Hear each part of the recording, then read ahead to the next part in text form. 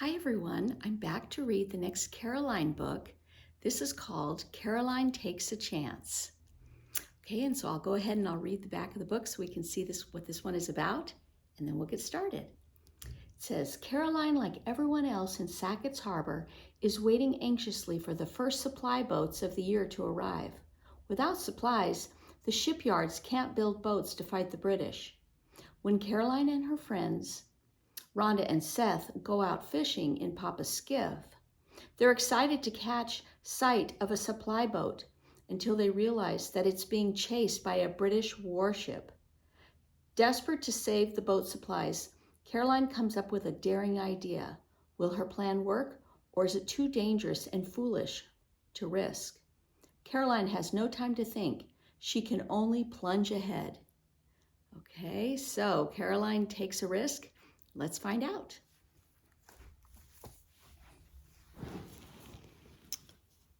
Caroline Takes a Chance, Book 4 of the Caroline series.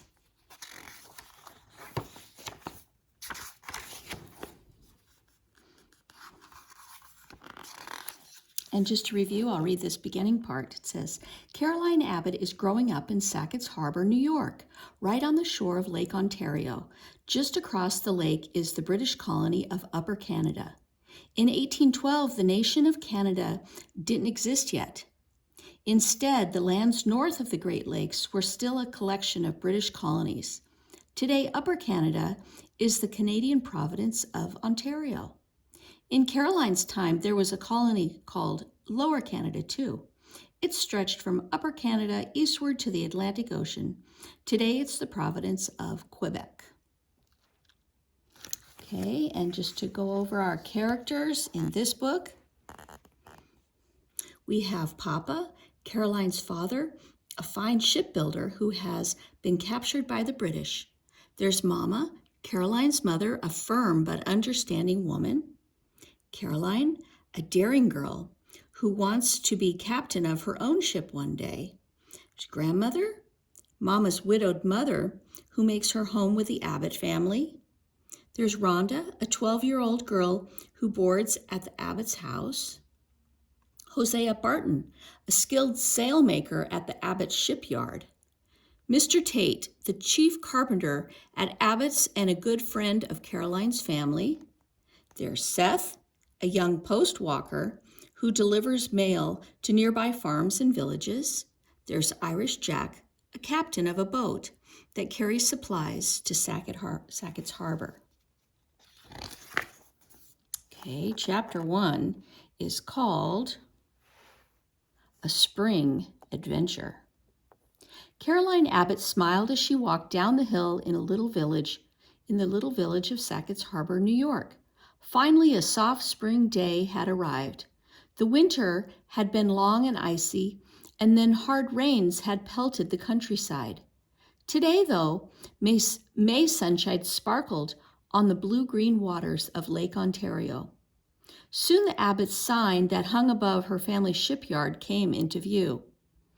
Caroline's mother had been in charge of the shipyard for almost a year now, ever since war had broken out and Papa had been captured by the British. Caroline missed Papa terribly. She was also very proud of Mama, who had kept the business going. Caroline shielded her eyes with her hand and squinted over the water. Almost all travel to and from Sackett's Harbor involved ships on Lake Ontario. And now that the winter's ice had melted, the first supply boats of the year would arrive any day. That would be something to celebrate. Caroline was concentrating so hard that she didn't see Hosea Barton, the sailmaker, until he walked from the yard. "Good morning, miss," he said. "See any boats out there?" "Not yet," Caroline sighed. "I was hoping to see Irish Jack's boat. He promised Mama last fall that he'd bring supplies for the shipyard as soon as the ice melted. And I am waiting to see what new colors of embroidery silk he brings." Irish Jack was a family friend, and he never failed to tuck a few sewing supplies for Caroline in with his other cargo. "I hope he comes soon," Hosea said. He sounded more worried than excited. Caroline looked at her friend. "Is something wrong?" "We're completely out of sailcloth," Hosea told her. "I have nothing left to work on." Caroline stared at him with dismay.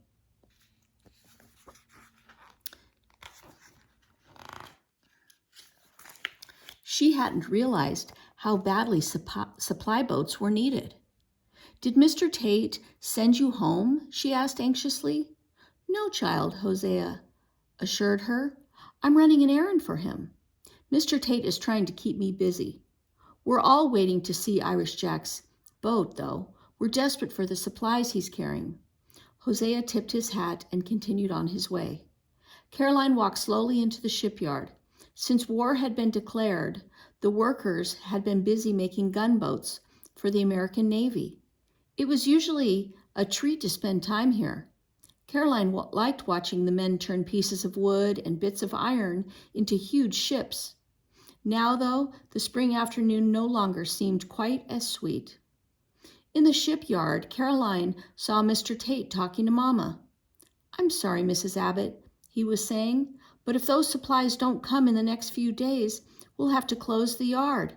We need bolts, nails, tar, paint, and without them we can't work." "Let's pray our supply boat arrives then," Mama told him. "We have to finish that gunboat." Mama went into the office and closed the door behind her. As Caroline watched Mr. Tate walk away, she thought about what she'd heard. Her chest suddenly felt fluttery inside as a new worry struck her.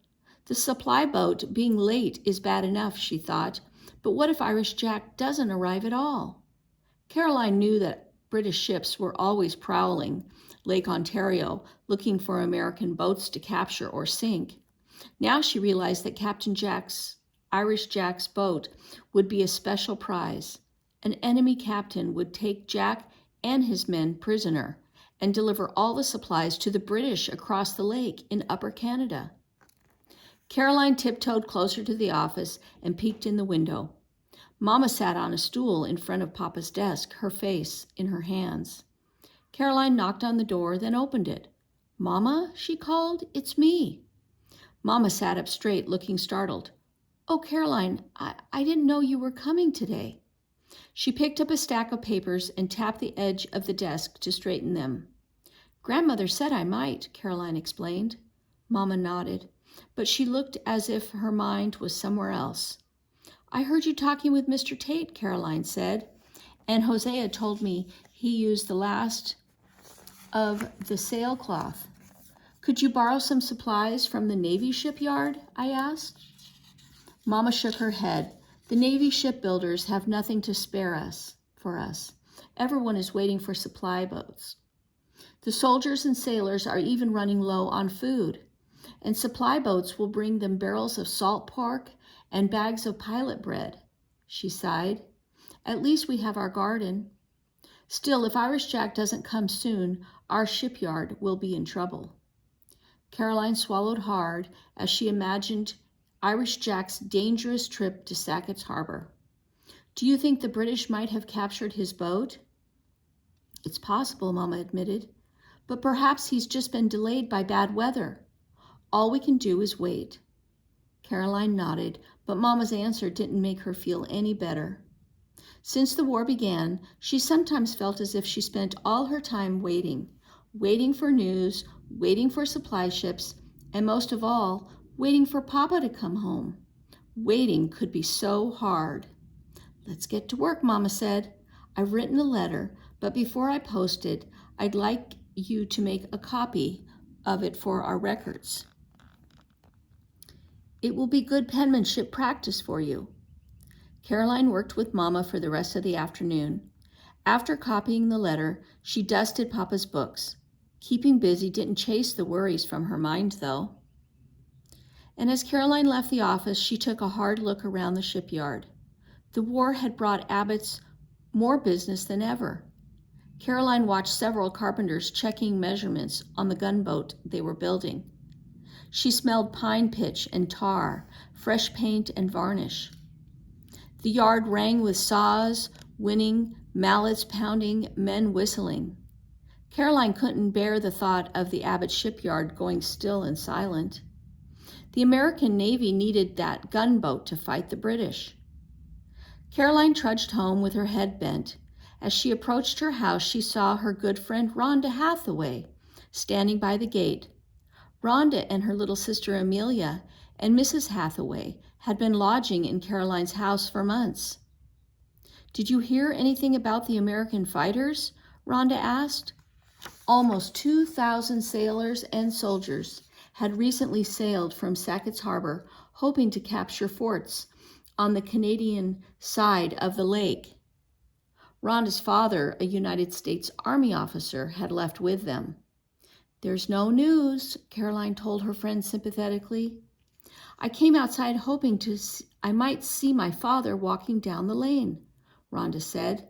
"I know it's silly of me to watch for him, but—" "It's not silly," Caroline assured her. "I know exactly how you feel." Rhonda grabbed Caroline's hand. "Your papa has been gone such a long time. I don't know how you bear it." Caroline felt the papa place in her heart squeeze tight.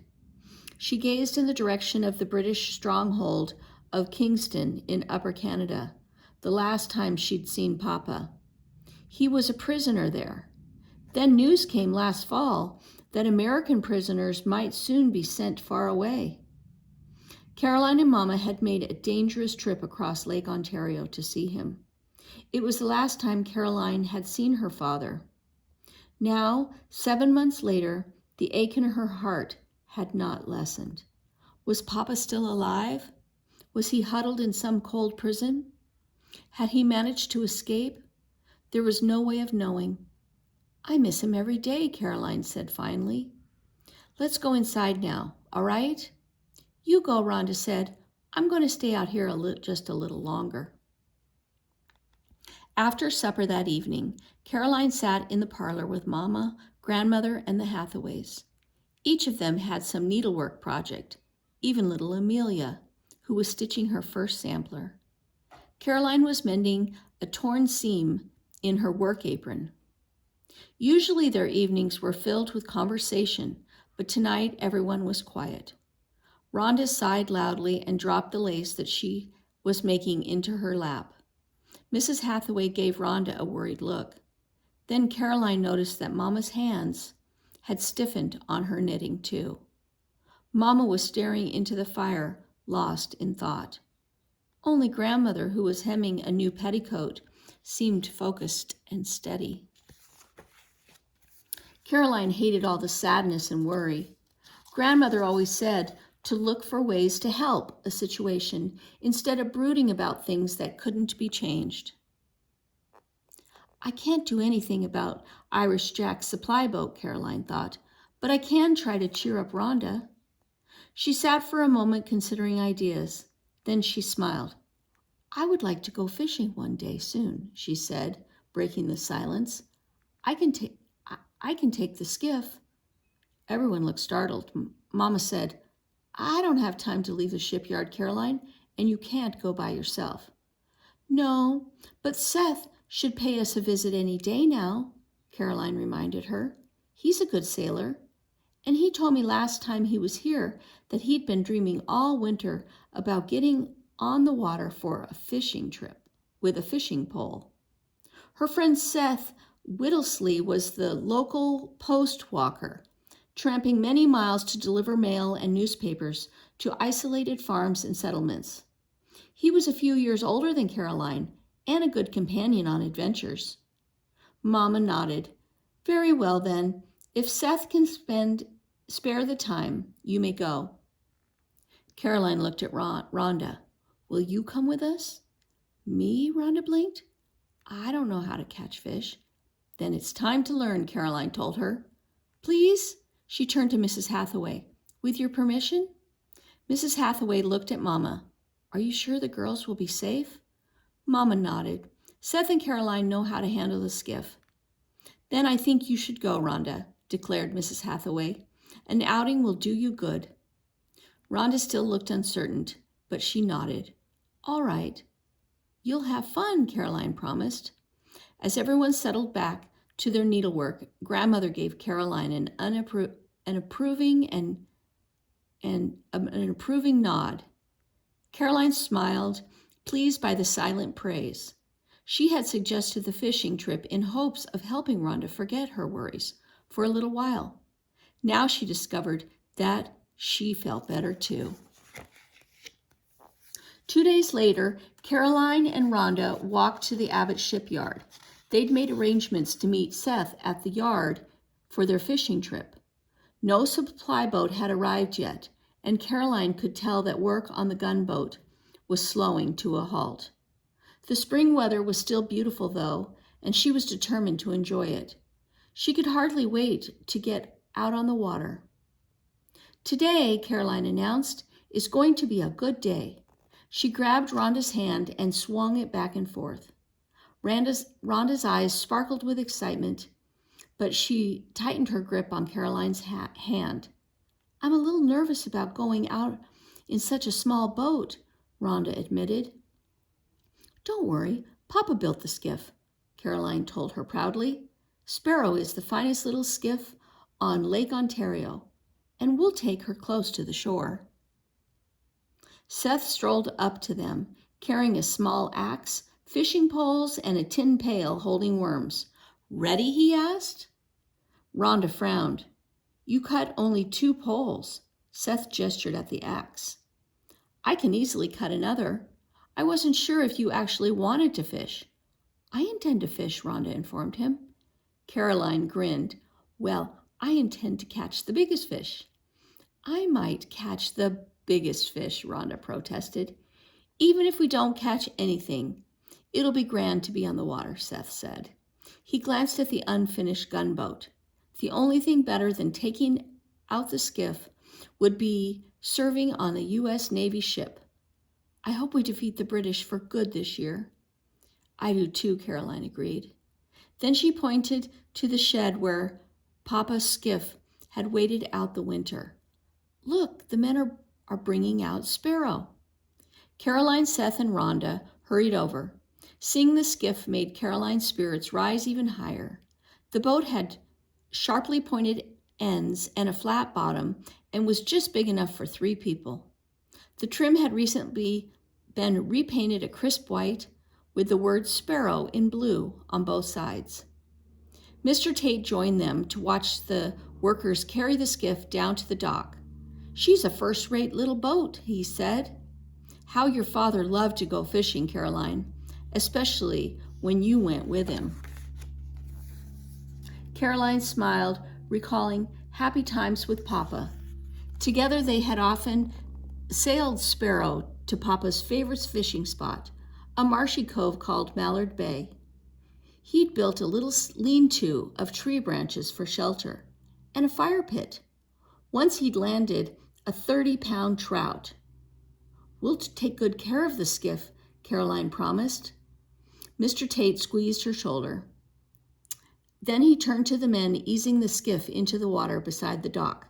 Have a care now. We can't have Mr. Abbott finding his scrapes on Sparrow when he gets home. Seth climbed down the ladder to the skiff and tucked his gear away. Rhonda went next, clutching her skirts so that she wouldn't trip. Seth settled her in a rear seat. Then Caroline scampered to her own place in the front. Seth set the oars carefully into their locks and began rowing. Soon they left the sheltered bay. Once they reached the Great Lake, the chop of the waves grew stronger, but Seth guided the skiff smoothly along the wooded shoreline. Sunlight glistened on the water, and a fresh breeze ruffled Caroline's hair. It's a fine day for an adventure, Rhonda said. Caroline liked Rhonda's spirit. If the wind stays fair, we'll be able to run up the sail soon, Caroline said. She was eager to raise the sail. She loved to pretend that she was captain of her own ship. Seth took another pull on the oars. His long legs were better suited for his job as post walker than for sailing the skiff. Sitting on the low seat forced his knees almost to his chin. I'm glad you could come with us, Caroline told him. My pleasure, he said. What do you think, Caroline? Should we head for Mallard Bay? No. The word burst out before Caroline could stop herself. She didn't want to take the others to Papa's fish camp without him. I mean, Mallard Bay is too far for Rhonda's first trip. There are plenty of good spots closer to home, Seth agreed. He paused for a moment, water dripping from the oars. I'm dreaming of fresh lake trout, fried up in butter. Grandmother's expecting a whole string of trout, Caroline told him. She turned and scanned the lake ahead. Oh, careful. Watch out for that fallen log, Seth. Seth began to row again, and Caroline leaned to one side carefully, using her weight to help Seth navigate around the log, just as Papa had shown her. I'm grateful for all you taught me, Papa, she thought. She stroked Sparrow's hull, knowing that Papa's hands had shaped each piece of wood. Well, there shall we go. Where shall we go? Rhonda asked. I want to catch some fish. How about the mouth of Hickory Creek? Seth suggested. Caroline grinned. The place where Hickory Creek flowed into Lake Ontario was one of her favorite fishing spots, and it wasn't too far away. Perfect, she said. Let's head toward Hickory Creek. Okay, and that is the end of chapter 1. Next time we'll read chapter 2.